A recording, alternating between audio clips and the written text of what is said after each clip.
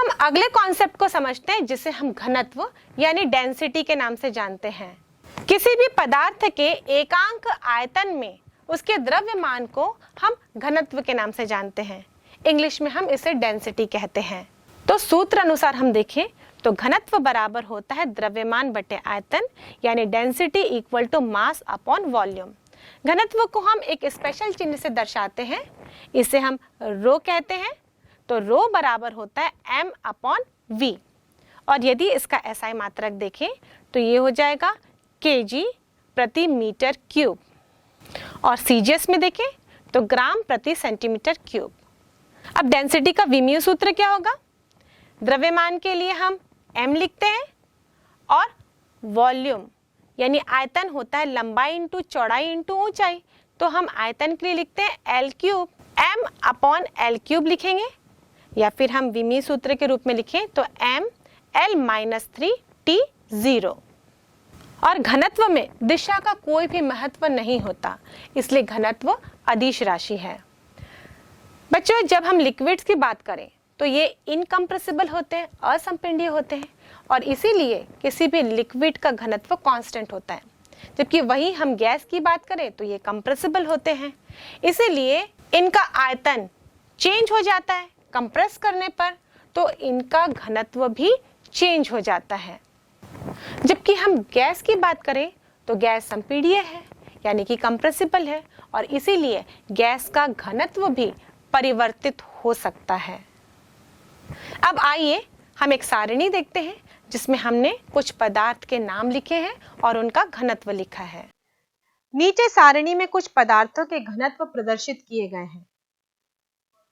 Hydrogen 9.0 into 10 to the power -2 kg प्रति metre cube, वायु 1.29 kg प्रति मीटर क्यूब, ऑक्सीजन 1.43 kg प्रति metre cube, जल 1 into 10 to the power 3 kg प्रति metre cube, समुद्र जल 1.03 इंटू 10 टू द पावर -3।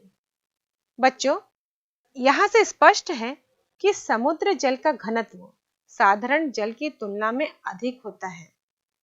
लोहा 7.9 into 10 to the power 3 kg प्रति मीटर क्यूब, चांदी 10.5 into 10 to the power 3 kg प्रति मीटर क्यूब, पारा 13.6 into 10 to the power 3 kg प्रति मीटर क्यूब, सोना 19.32 into 10 to the power 3 kg प्रति मीटर क्यूब। बच्चों, इस सारणी में हमने जल का घनत्व देखा। ये जल का घनत्व 4 डिग्री सेल्सियस पर है। क्या आप जानते हैं कि 4 डिग्री सेल्सियस पर जल का घनत्व सबसे अधिकतम होता है, क्योंकि 4 डिग्री सेल्सियस पर जल का आयतन सबसे न्यूनतम होता है। और जब हम किसी भी पदार्थ के घनत्व को 4 डिग्री सेल्सियस पर जल के घनत्व से कंपेयर करते हैं तो उस राशि को हम एक नया नाम देते हैं, क्योंकि यहाँ पर हम तुलना कर रहे हैं और इसी आधार पर इस राशि को हम आपेक्षिक घनत्व यानी कि स्पेसिफिक डेंसिटी के नाम से जानते हैं। बच्चों, यहाँ पर हम किसी भी पदार्थ के घनत्व को 4 डिग्री सेल्सियस पर जल के घनत्व से कंपेयर कर रहे हैं, यानी ये दोनों राशियां एक ही विमाओं की है और इसीलिए यहाँ पर केवल कंपैरिजन हो रहा है। तो स्पेसिफिक डेंसिटी यानी कि आपेक्षिक घनत्व का कोई भी मात्रक नहीं होता, ये विमाहीन राशि होती है। यदि हम साधारण शब्दों में समझने की कोशिश करें, हमने कोई पदार्थ लिया है और उतने ही आयतन का हमने जल लिया है 4 डिग्री सेल्सियस पर, तो जल की तुलना में ये पदार्थ कितना भारी है, यही उसके आपेक्षिक घनत्व का माप होगा। इसका मतलब यदि हम उतने ही भार का मर्क्यूरी लेते हैं और उतने ही भार का जल लेते हैं, तो आप देखेंगे मर्क्यूरी इतना सा रहेगा, मतलब आपको उसकी क्वांटिटी कम मिलेगी क्योंकि उसका आयतन कम रहेगा। लेकिन उतने ही भार का यदि हम जल लेते हैं तो जल का आयतन अधिक होगा। अब इस कथन का क्या मतलब है, इसको हम मैथमेटिकली इस सूत्र से समझते हैं। डेंसिटी यानी घनत्व का फॉर्मूला होता है द्रव्यमान बटे आयतन। हमको पदार्थ के घनत्व को जल के घनत्व से कंपेयर करना है जो कि 4 डिग्री सेल्सियस पे है। तो मान लीजिए जल का घनत्व है, यहाँ जल यहाँ पर 4 डिग्री सेल्सियस पे है, हम लिखेंगे द्रव्यमान बटे आयतन। अब जिस पदार्थ के घनत्व को हम कंपेयर कर रहे हैं उसके लिए सूत्र लिख देते हैं, उसका भी सूत्र यही होगा, घनत्व बराबर द्रव्यमान बटे आयतन। अब ये कंपैरिजन तभी होगा जब दोनों के आयतन समान होंगे। तो यहाँ पर यदि दोनों के आयतन को समान लिए तो द्रव्यमान का सीधा संबंध उसके घनत्व से होगा, और द्रव्यमान को यदि गुरुत्वीय त्वरण से गुणा करते हैं तो पदार्थ का भार निकल जाता है। तो यहाँ से हम देखें तो घनत्व सीधे संबंध रखता है भार से, और इसीलिए जो मैंने कथन दिया कि सापेक्षिक घनत्व यदि हम जल के सापेक्ष तुलना कर रहे हैं, इसका मतलब वो कितना भारी है यदि जल के समान आयतन से उसकी तुलना की जाए। उदाहरण के लिए यदि हम कहते हैं कि मर्क्यूरी यानी कि पारे का आपेक्षिक घनत्व 13.6 है, इसका मतलब ये होता है यदि हम किसी क्वांटिटी में पारा लेते हैं, उसका जितना आयतन है उतने ही आयतन का यदि हम 4 डिग्री सेल्सियस पर जल लेते हैं तो वह पारा जल की तुलना में 13.6 गुना भारी होगा। अब इस कॉन्सेप्ट को और इंटरेस्टिंग बनाने के लिए हम फॉर्मूले पर एक बार और नजर डालते हैं। फॉर्मूला वही है, घनत्व बराबर द्रव्यमान बटे आयतन। और इसको समझने के लिए हम यहाँ पर किसी पदार्थ की तुलना जल से ना करके दो पदार्थों के घनत्व की तुलना कर रहे हैं, और यहाँ पर हम एक पदार्थ के घनत्व की तुलना दूसरे पदार्थ के घनत्व से करते हैं। यहाँ पर हम दोनों पदार्थ के द्रव्यमान को समान ले लेते हैं, यानी कि दोनों पदार्थ के भार को समान ले लेते हैं। अब इस स्थिति में पदार्थ के घनत्व का संबंध उसके आयतन के साथ व्युत्क्रमानुपाती होगा। अब इसको अच्छे से समझने के लिए हम एक पहेली बुझाते हैं। मैं आपसे एक क्वेश्चन पूछती हूँ और इसका आंसर आपको तुरंत ही देना है जैसे मेरा क्वेश्चन समाप्त होता है। मान लीजिए आपके पास 1 किलो लोहा है और 1 किलो रुई। बताइए दोनों में से कौन ज्यादा भारी होगा? शायद आपने ऐसी वाली पहेली बचपन में भी सुनी होगी, पर जिन्होंने नहीं सुनी थी शायद उनमें से किसी एक ने यह भी सोचा होगा कि 1 किलो लोहा भारी होगा। पर यदि हम क्वेश्चन को ध्यान से सुने तो रुई और लोहा दोनों का वजन मैंने सेम बताया, दोनों 1 किलो के ही हैं। इसका मतलब दोनों का भार समान है। फर्क क्या होगा? यहां हम देखें तो 1 किलो लोहा इतना सही होगा, जबकि हम 1 किलो रुई की बात करें तो शायद वो इतना सारा होगा। यानी फर्क आया आयतन में, और यही इस संबंध से हमने जाना यदि द्रव्यमान समान हो यानी वजन समान हो तो घनत्व का संबंध आयतन के साथ व्युत्क्रमानुपाती होता है, यानी कि घनत्व अधिक तो आयतन कम और घनत्व कम तो आयतन अधिक। और यह ऐसा इसलिए हुआ क्योंकि लोहे का घनत्व रुई की तुलना में अधिक होता है। तो बच्चों यहाँ पर हमने लोहा और रुई के घनत्व की तुलना की, लेकिन जब आप आपेक्षिक घनत्व की बात करेंगे तो वहां पर आपको किसी भी पदार्थ के घनत्व को जल के घनत्व से कंपेयर करना है, और वह जल जो कि 4 डिग्री सेल्सियस पर हो। अब बच्चों हम अगले कॉन्सेप्ट की ओर चलते हैं। हम यहाँ पर गहराई के साथ साथ किसी भी तरल के दाब को देखते हैं। मान लीजिए यहाँ पर एक पात्र है और इसमें एक द्रव रखा गया है, लिक्विड। इस लिक्विड का डेंसिटी हम रो से दर्शा रहे हैं। बच्चों डेंसिटी को हम स्पेशल चिन्ह रो से तो दर्शाते ही हैं, पर किसी बुक में डी भी लिखा रहता है। डी स्टैंड्स फॉर डेंसिटी, तो स्मॉल लेटर डी से लिखा होगा तो भी वो घनत्व को ही दर्शा रहा होता है। अब मान लीजिए हमको इस O बिंदु पर तरल के दाब को ज्ञात करना है। इसकी गहराई सतह से h है।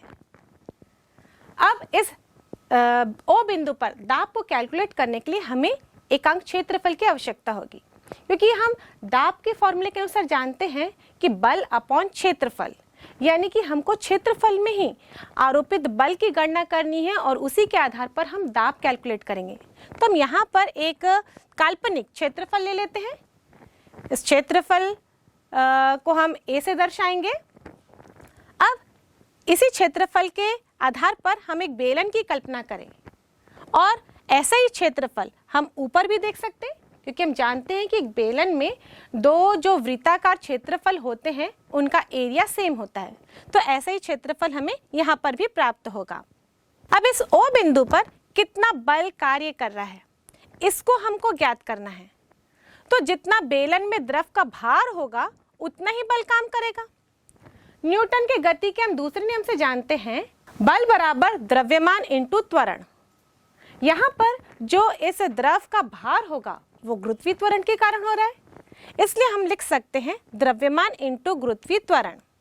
तो इस प्रकार हम सूत्र में लिख सकते हैं बल बराबर द्रव्यमान इंटू गुरुत्वीय त्वरण। अब यहाँ पर द्रव्यमान कितना होगा इस द्रव का, तो हमारे पास एक और सूत्र है जो अभी हमने पढ़ा, घनत्व बराबर होता है द्रव्यमान बटे आयतन। तो द्रव्यमान बराबर होगा घनत्व इंटू आयतन। घनत्व इस लिक्विड का हमको मालूम है, इसे हमने रो से प्रदर्शित किया है। अब इसका आयतन निकाल लेते हैं। तो ये जो लिक्विड इस बेलनाकार काल्पनिक आकृति में हम एज्यूम कर रहे हैं उसका आयतन देखेंगे तो इस बेलनाकार आकृति के आयतन के बराबर ही होगा, और इसका आयतन होगा क्षेत्रफल इंटू ऊंचाई।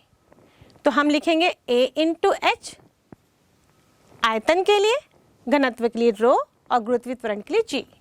तो इस प्रकार इस O बिंदु पर आरोपित बल का मान होगा AH रो G। अब इस O बिंदु पर दाब की गणना करते हैं। तो दाब के सूत्र के अनुसार दाब बराबर होता है बल अपॉन क्षेत्रफल। तो हम लिखेंगे AH rho G upon A। यहाँ से A और A कैंसिल हो जाएंगे, तो इस O बिंदु पर दाब का सूत्र हो जाएगा रो HG। और इस सूत्र से हम देखें कि इस O बिंदु पर दाब वो निर्भर कर रहा है सतह से गहराई पर, यानी कि O बिंदु जितना गहरा होते जाएगा, नीचे होते जाएगा, उतना उसका दाब बढ़ते जाएगा, क्योंकि दाब का संबंध इस H के साथ समानुपाती का है। और इस कारण हम देखें तो यदि O बिंदु ऊपर हुआ, यानी कि सतह से कम गहराई पर हुआ, तो यहाँ पर दाब कम होगा, और जैसे जैसे हम सतह से गहराई में जाते जाएंगे दाब का मान बढ़ते जाएगा। साथ ही हम देख रहे हैं जो दाब है इसका मान डिपेंड कर रहा है इस लिक्विड की डेंसिटी पर, घनत्व पर। वो भी कैसे? समानुपाती। यानी कि हम डेंस लिक्विड लेते हैं जिसका घनत्व अधिक है तो उसके द्वारा आरोपित दाब भी अधिक होता है। और बच्चों, ये जो हवा है ये भी तो एक तरल है और इसका घनत्व बहुत ही कम है, और इसीलिए ये जो हवा हम पे दाब आरोपित करती है उसका हमको फर्क नहीं पड़ता, केवल इसीलिए क्योंकि इस हवा का घनत्व कम है। नेक्स्ट राशि हम देखते हैं कि ये जो दाब है उसका मान डिपेंड कर रहा है गुरुत्वीय त्वरण पर। और बच्चों, हम जानते हैं कि गुरुत्वीय त्वरण का मान पृथ्वी की सतह पर एक जैसा है, पर जब हम ध्रुवों की बात करें और इक्वेटर की बात करें तो यहाँ पे गुरुत्वीय त्वरण के मान में परिवर्तन हो जाते हैं। तो जब गुरुत्वीय त्वरण का मान चेंज हो जाएगा तो हम देखेंगे कि किसी भी द्रव द्वारा समान गहराई पर आरोपित दाब का मान भी चेंज हो जाएगा। मतलब यदि हम किसी तरल का दाब पृथ्वी की सतह पर देखें तो वो अधिक होगा, लेकिन जैसे जैसे हम ऊपर जाते हैं, पृथ्वी की सतह से दूर जाते हैं, या फिर हम पहाड़ों पर उसी द्रव को ले जा रहे हैं और उसके द्वारा आरोपित दाब की कल्पना कर रहे हैं, गणना कर रहे हैं, तो वह दाब पृथ्वी की सतह की तुलना में कम ही होगा, क्योंकि जैसे ही हम ऊंचाई के साथ ऊपर बढ़ते हैं तो गुरुत्वीय त्वरण का मान घट जाता है। और इसी आधार पर अब यदि हम देखें तो ये जो हवा है ये फ्लूइड है, और ये फ्लूइड हम पर लगातार दबाव डाल रहा है, और इस दबाव को हम महसूस नहीं कर पाते क्योंकि इसकी डेंसिटी भी कम है। दूसरी बात, इस दबाव को जो प्रतिक्रिया मिलती है वो हमारे ब्लड प्रेशर के कारण मिलती है। हमारे रक्त में भी एक दाब है जो उसको बैलेंस करके रखा है, लेकिन जैसे जैसे हम पहाड़ों में ऊपर चढ़ते जाते हैं ये एटमॉस्फेरिक प्रेशर कम होने लगता है, क्योंकि अभी मैंने आपको बताया जैसे हम ऊंचाई के साथ ऊपर बढ़ते जा रहे हैं गुरुत्वीय त्वरण का मान कम होगा और इसके कारण दाब भी कम होते जाएगा, तो उस वायु का दाब भी घटने लगता है।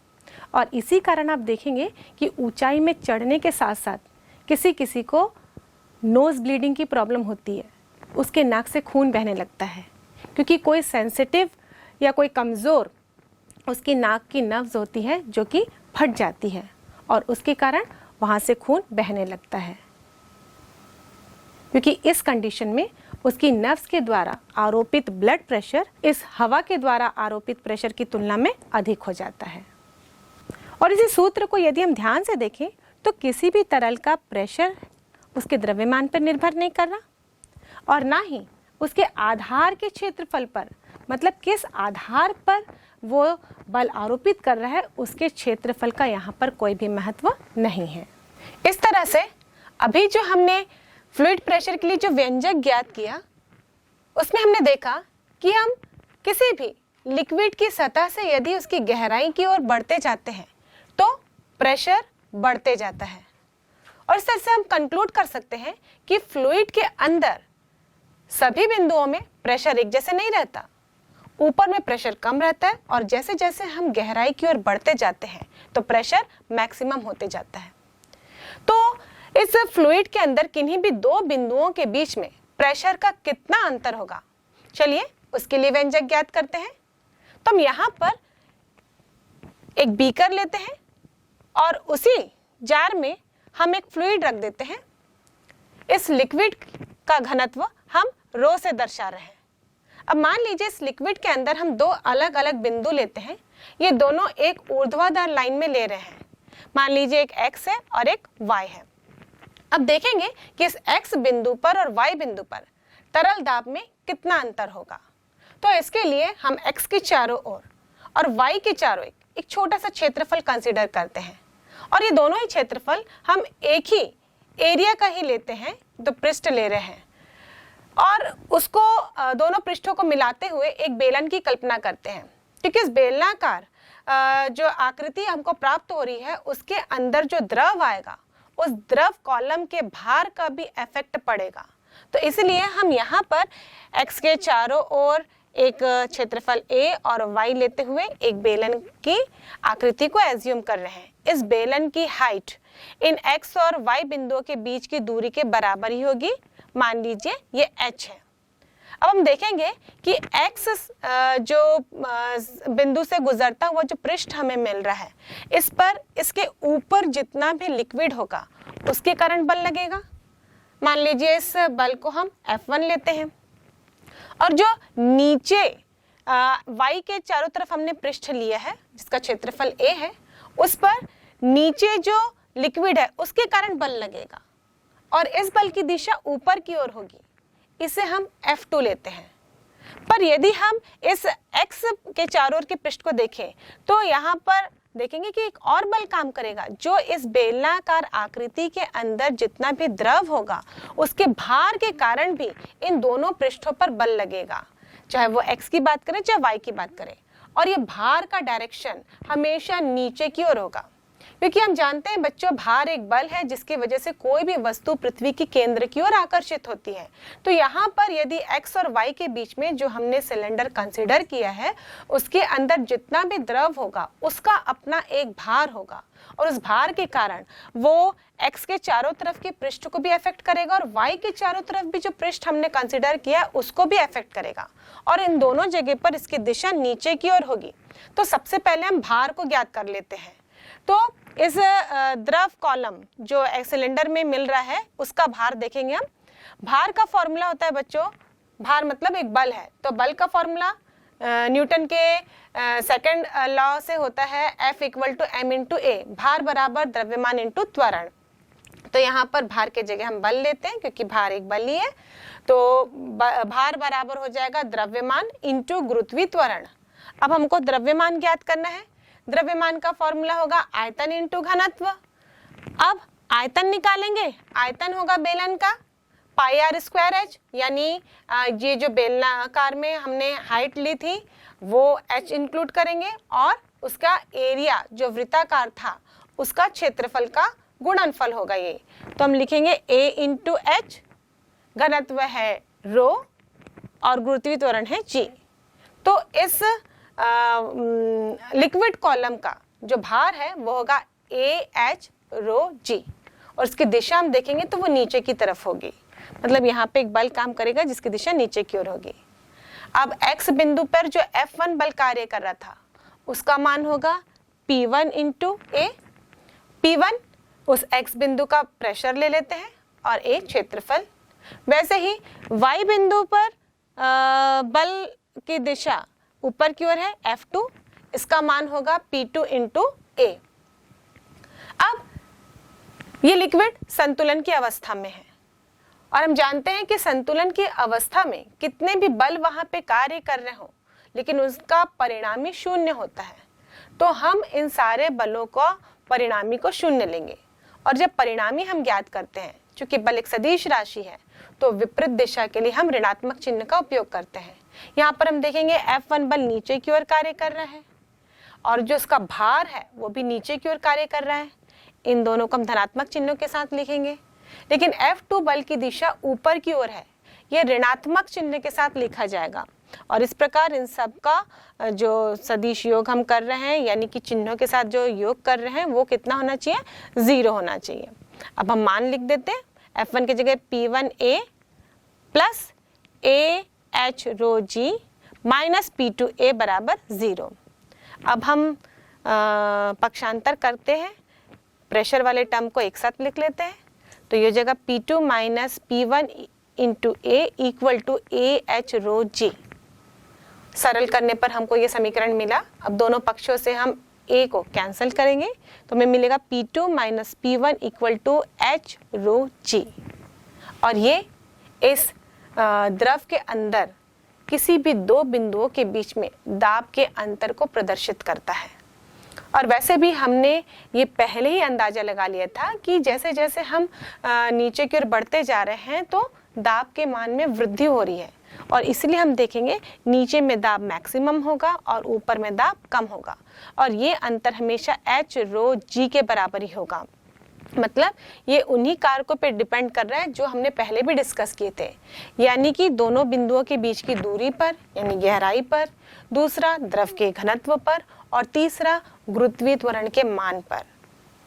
इसका मतलब जो गुरुत्वीय त्वरण है वो बहुत ही इम्पोर्टेंट फैक्टर है तरल में दाब के अंतर को क्रिएट करने में, क्योंकि इसी अंतर के कारण ही यदि हम ऊंचाई से ऊपर की ओर बढ़ते हैं या नीचे की ओर आते हैं तो हम देखते हैं कि गुरुत्वीय त्वरण के मान में परिवर्तन हो रहा है। हालांकि इस बीकर की यदि हम बात करें तो इसकी हाइट बहुत अधिक नहीं है और पृथ्वी की सतह पर ही माना जाएगा, और यहाँ पर इस अंतर को हम बहुत ही कम ही लेंगे क्योंकि गुरुत्वीय त्वरण के मान में ज़्यादा परिवर्तन नहीं होगा।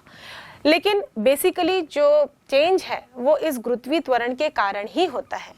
यदि हम इन दोनों बिंदुओं को क्षैतिज अक्ष पे ले लेते, यानी कि इन दोनों बिंदुओं के बीच में कोई भी अंतर नहीं होता, वो दोनों एक ही अक्ष पर हैं, मतलब एक ही क्षैतिज ऊंचाई पर है, तो उस कंडीशन में हम देखें H बराबर 0 होगा तो दोनों ही बिंदुओं का प्रेशर भी बराबर होगा। और यदि दूसरे तरीके से हम समझना चाहें, मैंने आपको पहले ही बोला गुरुत्वीय त्वरण का मान ऊंचाई के साथ साथ चेंज होता है। इसका मतलब गुरुत्वीय त्वरण में कोई परिवर्तन नहीं हो रहा है तो वो दोनों बिंदु एक ही रेखा पर रखे गए हैं, तभी वहां पर दोनों बिंदुओं पर गुरुत्वीय त्वरण का मान सेम है। तो इस प्रकार हम देखें कि गुरुत्वीय त्वरण का तरल दाब में बहुत ही इंपॉर्टेंट महत्व है। दूसरे शब्दों में हम इस तरह से कंक्लूड कर सकते हैं कि किसी भी तरल के अंदर हम देखें एक ही क्षैतिज तल में जितने भी बिंदु होंगे सभी में दाब एक समान होगा, लेकिन यदि हम ऊर्ध्वाधर तल की बात करें तो इन बिंदुओं में दाब का मान अलग अलग होगा। और यदि हम ऊर्ध्वाधर तल ले रहे हैं और गुरुत्व की उपेक्षा कर दें, मतलब ये मान के चल रहे हैं यहाँ पर गुरुत्व है ही नहीं, शून्य है, तो उस कंडीशन में भी सभी बिंदुओं पर तरल के अंदर दाब का मान एक समान होगा। कभी मैथमेटिकल कैलकुलेशंस करने के लिए, उनको आसान करने के लिए हम गुरुत्व की उपेक्षा करके हम कैलकुलेशंस करते हैं, पर बच्चों, हम गुरुत्व की उपेक्षा साधारणता नहीं कर सकते, क्योंकि यदि हम पृथ्वी पे काम कर रहे हैं तो गुरुत्व का प्रभाव जरूर होगा। और इस तरल के दाब में जो अंतर है उसका भी एक बेहतरीन एग्जाम्पल हमने देखा है। बच्चों, आपने बांध की दीवार को देखा है? ये कैसे होती है? ऊपर की ओर पतली और नीचे की ओर मोटी होती है, क्योंकि हम जानते हैं कि बांध का निर्माण पानी को स्टोर करने के लिए किया जाता है। और जैसे जैसे पानी के लेवल में वृद्धि होते जाएगी, हम देखेंगे ऊपर की सतह से इसकी गहराई के साथ साथ तरल दाब बढ़ते जाएगा। मतलब ऊपर की सतह में दाब कम होगा, जबकि नीचे की सतह में दाब अधिक होगा। और यदि हम एक ही मोटाई की दीवार बनाते तो चूंकि नीचे ज्यादा दाब लग रहा है, ये दीवार टूट जाती, यानी बांध के टूटने के चांसेस रहते हैं। इसलिए हम नीचे की दीवार को इस प्रकार मोटी बना देते हैं ताकि ये अधिक दाब को सहन कर सके। जिस प्रकार हम पृथ्वी पर यदि काम कर रहे हैं और हम गुरुत्व की उपेक्षा नहीं कर सकते, वैसे एक और इम्पॉर्टेंट फैक्टर है बच्चों कि पृथ्वी जो है वो वायुमंडल से सराउंडेड है, यानी कि हमारे चारों ओर वायु का एक आवरण है, गैस की परतें हैं। और इन परतों की यदि हम बात करें तो नीचे ये डेंसर है, यानी कि इनका घनत्व अधिक है। और जैसे जैसे हम ऊपर की ओर बढ़ते जाते हैं, यानी कि पृथ्वी की सतह से ऊंचाई की ओर जाते जाते हैं, तो इनका घनत्व कम होते जाता है, ये रेयरर होते जाते हैं। और हम यदि बात करें तो हम मैक्सिमम वायु के प्रेशर में कार्य करते हैं, और इसीलिए इस वायु के प्रेशर की भी उपेक्षा नहीं की जा सकती। फिलहाल हमने इस डेरिवेशन में कहीं पर भी एटमॉस्फेरिक प्रेशर को कंसीडर नहीं किया था। बच्चों, एटमॉस्फेरिक प्रेशर के बारे में हम अगले टॉपिक में डिटेल में डिस्कस करेंगे, पर यहाँ बस इस फॉर्मूले को कंप्लीट करने के लिए मैं एटमॉस्फेरिक प्रेशर के कॉन्सेप्ट को ले रही हूँ। तो एटमॉस्फेरिक प्रेशर की उपेक्षा नहीं की जा सकती, और इसीलिए यदि हम किसी भी तरल में H गहराई में, मान लीजिए हम तरल दाब की गणना करना चाहते हैं, तो इस दाब का भी प्रभाव उस पर पड़ेगा।